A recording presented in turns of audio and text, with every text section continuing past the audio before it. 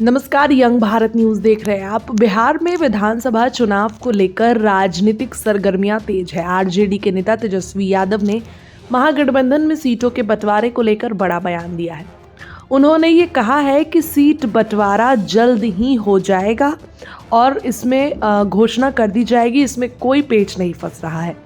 तेजस्वी यादव ने चुनाव आयोग और बीजेपी पर निशाना साधा। उन्होंने पिछले चुनाव में धांधली का आरोप लगाया और आगामी चुनाव में बेईमानी रोकने की बात कही। उन्होंने विकास, सुधार और समृद्धि की राजनीति करने का वादा किया।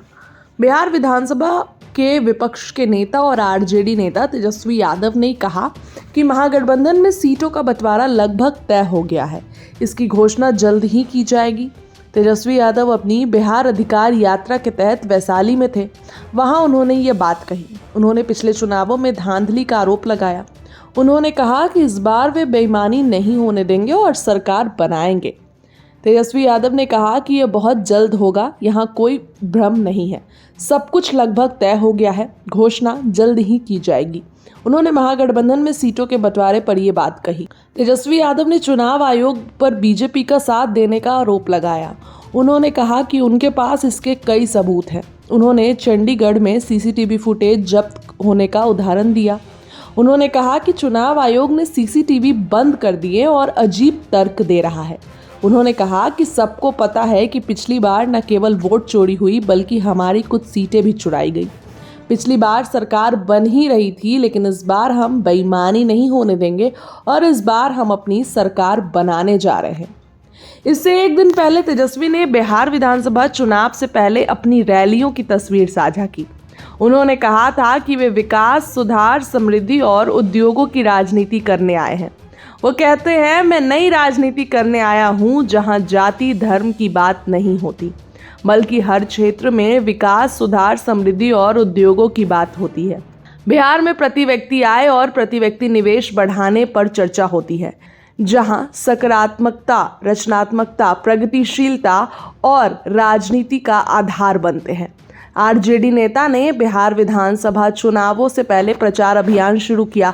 वो खगड़िया जिले में अपनी रैली के वीडियो भी पोस्ट किए। उन्होंने कहा कि बिहार में वर्तमान राजनीतिक लड़ाई युवाओं और किसानों के भविष्य के लिए है।